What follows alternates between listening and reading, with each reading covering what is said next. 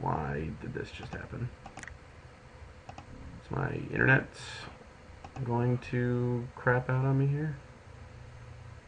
Be very unfortunate.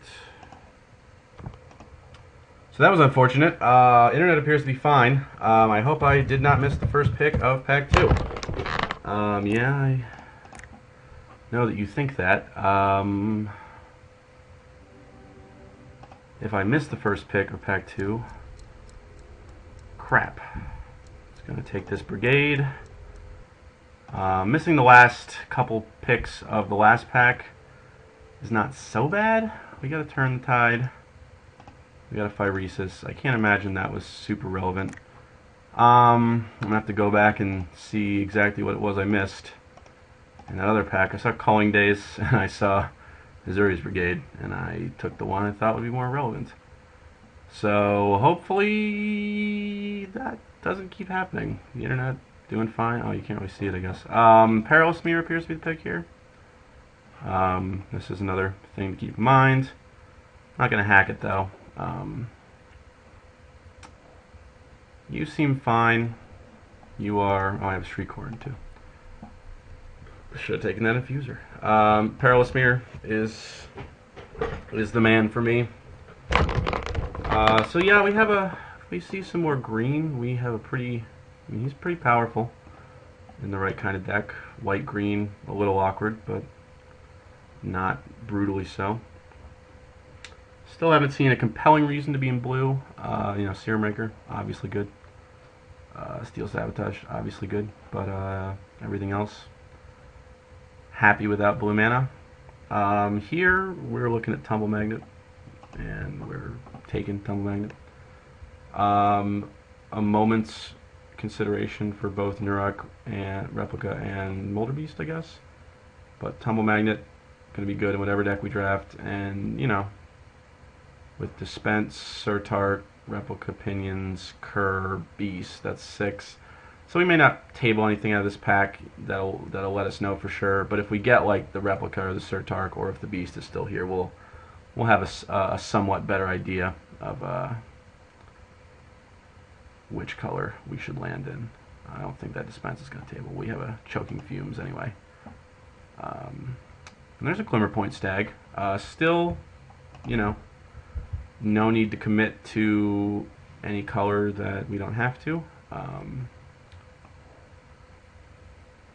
beginning to, you know, I don't doubt that this is on par with the most powerful card. I didn't see a bomb uncommon, you know, I obviously turned it back on with about 3 seconds to go.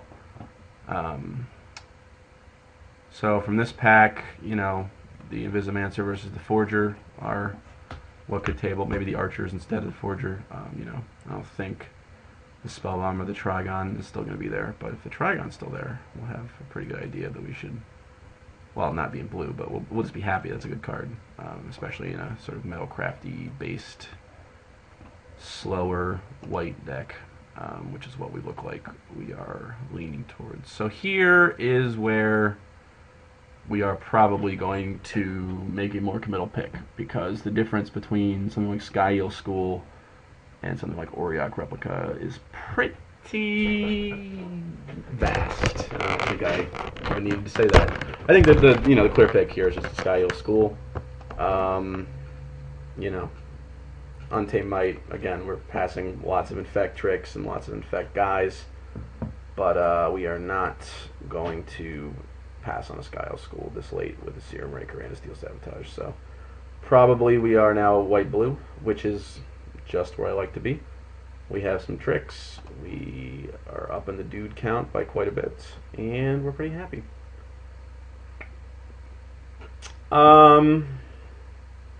Couple options here. I'm going to go ahead and flag Spellbomb because I think it's pretty clearly the pick. But, you know, Luminger Drake has an argument for it. This Stoic Rebuttal, if it wasn't foil, I wouldn't probably bother making it large, but you know, coding, probably not so much.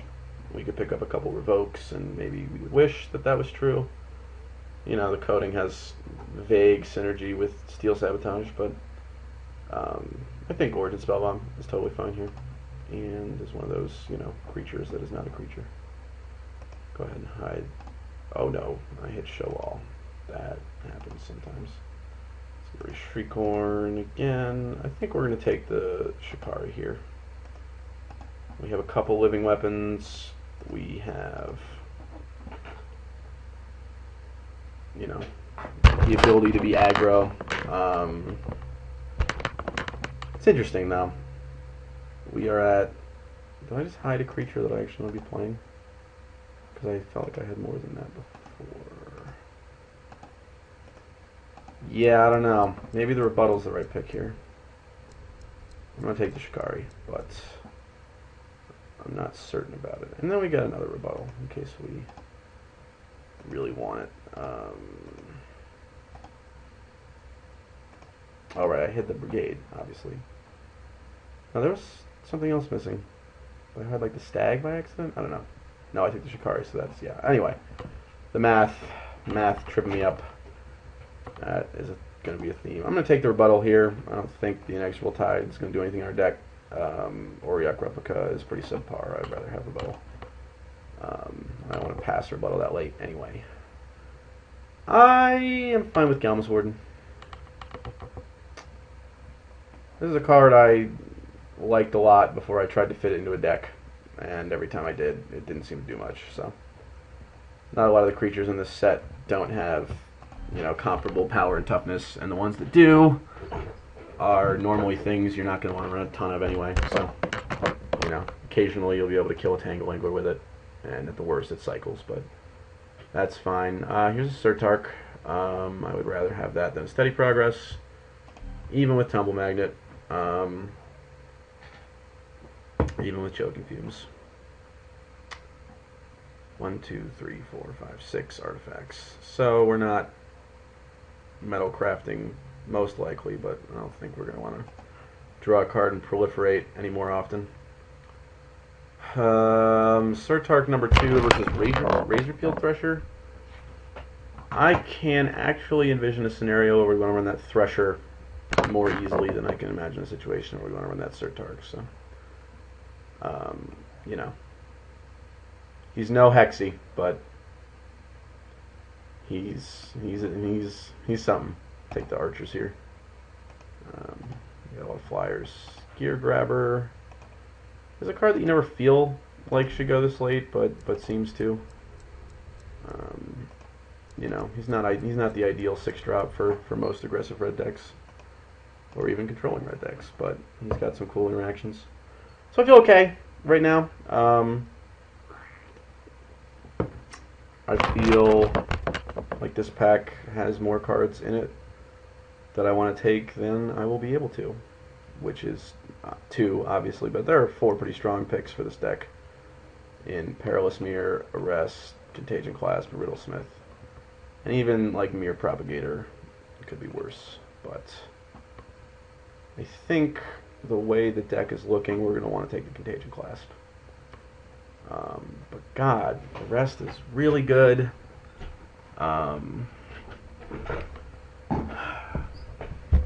But Contagion Clasp is an artifact, which is somewhat relevant. It has synergy with Stag. Does it really matter? Like, is Arrest just a better card? Arrest just might be a better signal here. I mean, we can return. I mean, you can get tricky with the Clasp, but Arrest is just going to let us take care of things that the Clasp is either too slow or too unlikely to deal with. I'm going to take the Arrest. That may not be correct, but you know, our Metalcraft is not like the biggest part of the deck. Pretty low on creatures right now, which is a bummer. I don't get a chance to play with this card in Limited very often. Taking the Clasp, obviously, looking like it would have been better here. 1, 2, 3, 4, 5, 6, 7 artifacts is really pretty low to try and run Chrome Steed. I could take something like Sylvok Lifestaff here, but the blue-white kind of slowish control deck with enough flyers and, you know, enough removal is sort of the deck that wants the Lux Cannon. So, you know, didn't take the Class when we had the chance. I'm not kicking myself too hard just because we got past Lux Cannon, but like, I don't think we want a Chrome Steed in this deck. We're a little low on creatures even as it is, but this is an artifact too, and this is going to have the potential just to dominate some games. Speaking of cards that let you just dominate games, Tower of Calamities. I don't think we want to take it right after Lux Cannon. I mean, you know, situational cards that let you dominate games. People don't value this very highly, and this pack has some hits left. I'm gonna take the Perilous Mirror. I'm gonna ignore the fact that we just took Lux Cannon, despite a Thrumming Bird being in this pack. I think Perilous Mirror is just a better card. We're gonna, again, we're not Metalcraft, but we do want access to artifacts, and we certainly, I mean, the class was looking better and better here because of that Tumble Magnet, you know. But I don't think the Thrumming Bird is going to do enough in this deck. I'm going to take the Mirror, and I'm not going to look back. I took something over that Infuser that maybe, you know, in hindsight, was not the pick. So this deck wants a Mirror of the mana variety as well as the Perilous variety, but with Revoke Existence in the pack, I don't think that we are going to be able to do the Mirror right now. Even something like Grafted Exoskeleton is pretty good in a deck like this. You know, on a Serum Raker or a Skyal Skull, it's a two-turn clock. I've been calling that off-brand Skittles. I think Grafted Exoskeleton is a marginal card. It's sort of, it's really pretty analogous to like a Darksteel Juggernaut right now. You never want to cast it with only 4 mana up because it telegraphs it. You know, you put it on a Skyal Skull and force them to deal. We're just gonna grab the Revoke Existence, but you know, it's a card that is sort of unplayable to some people, and I don't agree with that evaluation. And there's another Revoke, which is not a problem. You know, the Grafted Exoskeleton is obviously fine on the Shikari too, but I think it's best use, you know, on one of these guys late in the game to turn the tide, so to speak. Probably far more often than the turn card called Turn the Tide. We'll do that. You know, if the Revoke wasn't here, it would be pretty empty. We'd probably just take the Strider Harness, but not going to look a Gift Revoke Existence in the mouth. Not that, well, there is kind of a mouth there, isn't there? Interesting.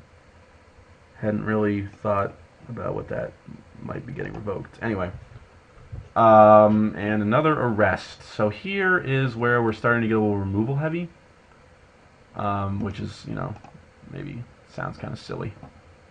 I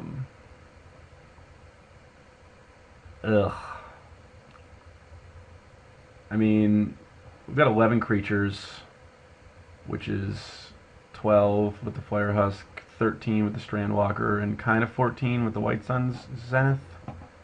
I pronounce it Zenith, but that's just because when I was a kid. I mean, there's 2 other really good cards in this pack for us, Artisan and Replica. It's going to be a late Arrest for somebody. We don't need to run Choking Fumes. I'm going to take the Artisan here because we are a little light on ways to actually win the game, and this is very good with Razorfield Rhino as a win condition. It's another artifact that I feel as immediately bad about that pick as I felt about it pick so far in this draft. Feel free to disagree, but I think in a deck that's going to gum up the ground early with a couple Perilous Mirror, it's going to have access to a couple Revokes, an Arrest, Choking Fumes, Stoic Rebuttal.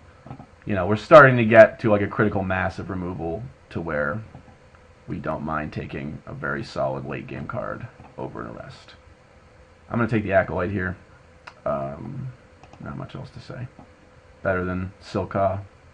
Well, maybe not better than Silcaw, but more likely to have an impact in this deck out of the sideboard than Silcaw, which is mainly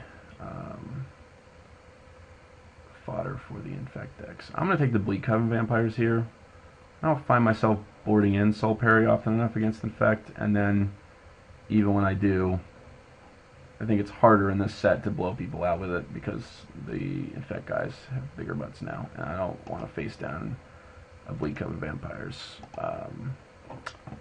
Scrap Diver Servant is totally acceptable in this position. And here is an interesting pick. I don't think this guy's in the discussion. We have one who we may not even run.